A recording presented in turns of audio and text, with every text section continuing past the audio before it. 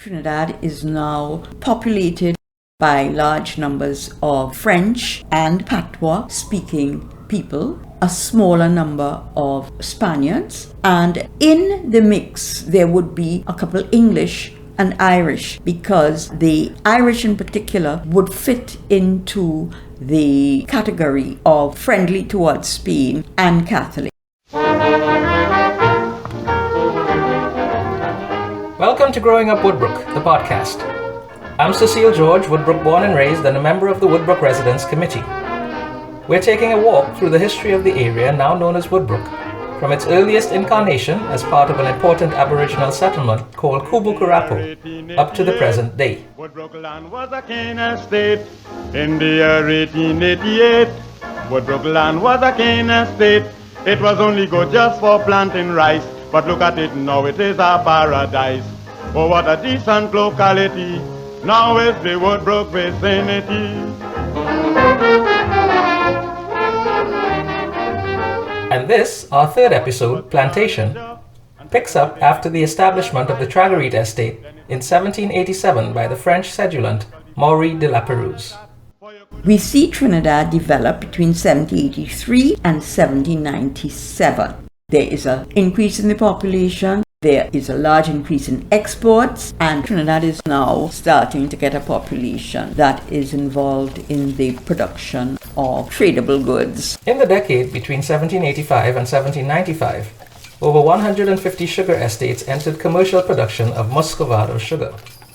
By the end of the 18th century, there were about 130 mills in operation on the island. Previously with the Spanish, you really didn't have the kind of labor force that would have sustained the sugar industry, and therefore they really relied on the kinds of crops in working smaller plantations, probably coffee, etc.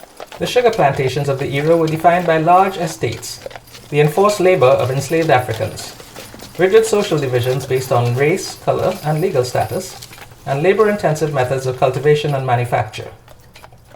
Operating a plantation required substantial capital and a large, skilled, and disciplined labor force. So you have all these French families just around the time of the cedula, and in the ensuing years, many of them make up what becomes known as the French Creole cultural element in Trinidad. And they were the ones who really took the sugar industry off because of the fact that that's what they had been doing in the islands from which they came, and that they were allowed to bring the equipment and the slaves that would have been required to make something like sugar happen.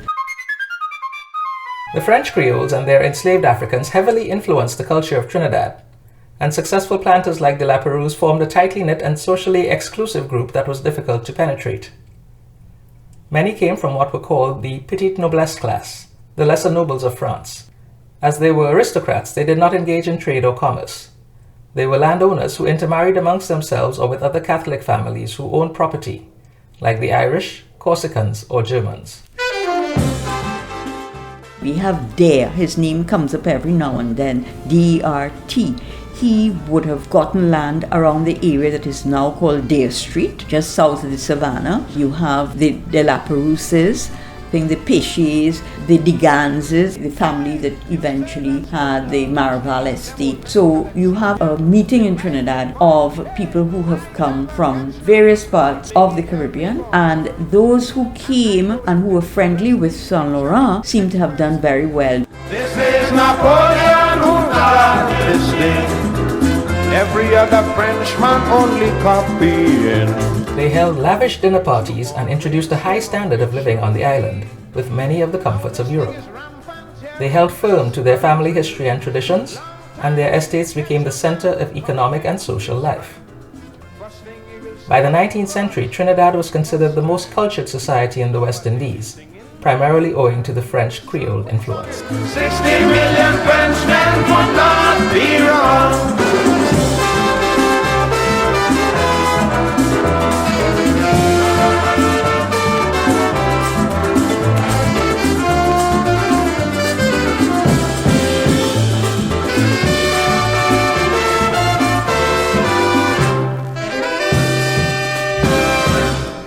Plantation life was hard. The new estates were carved out of virgin forest, often in swampy or hilly regions. Planters and enslaved alike had to contend with dangerous wildlife like snakes and alligators, mosquitoes that carried malaria and yellow fever, and a workday that began before sunrise and ended after sunset.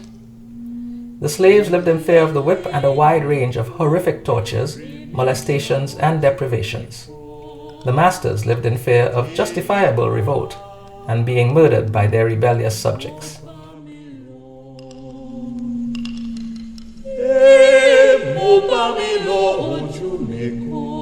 The new language of the land became patois, French with African syntax seasoned liberally with Spanish words. So today, many older Afro-Trinidadians use words like macafouchette, bonger, tonne, and lagnac. We have French place names like Usine Saint-Madeleine, Grand Rivière, and Laventille. And some of our folklore characters are the Soukouyan, La Diablesse, Lagahou, Papa Bois. Patois was the official spoken language of Trinidad well into the 19th century. But what also emerged from the enslaved French-speaking population was a new form of music, the caïso genre, of course sung in patois. The first known singer, or chantuelle, a slave named Grosjean, was owned by the Martinican planter Begorat, who ruled over a huge estate in Degomati.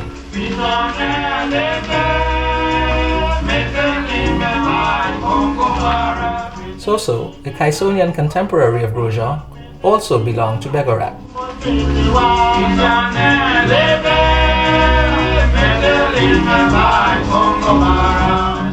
And then there was Papa Cochon, an alleged Obia man who also sang caïso and was presumed to be owned by the Boissier family.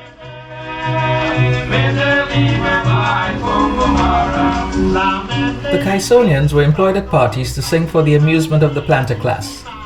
They would compose derogatory songs about guests who had somehow offended their master, sing songs of praise about their particular owners, or engage in vicious extempo battles with each other.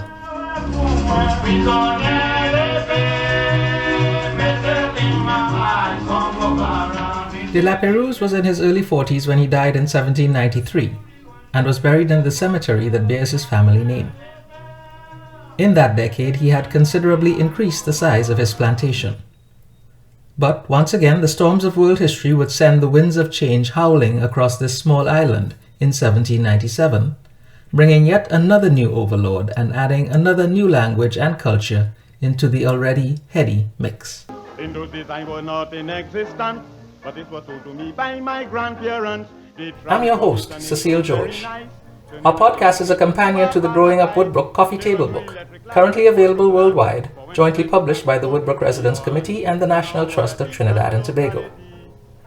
This podcast was made possible by the hard work and collaboration of many people, including educator and historian Valerie Taylor, music curator Sean Randu, and musicologist Patrice Cox-Neves. We got theaters and radios in the pretty little cottages and bungalows.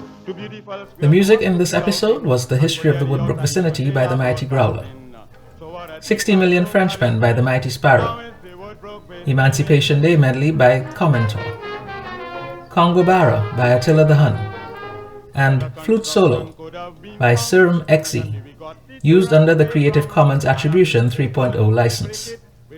You can find it at freesound.org/s/79973. So what a decent locality, now is the Woodbrook vicinity. We invite you to join us on this journey through Woodbrook's history. Subscribe and spread the word. Tell a friend or 10 about our podcast and our book. If you'd like to ask a question or leave a comment, you can click on the link in the show notes to record a voicemail. And we'll see you back here next time on Growing Up Woodbrook, the podcast.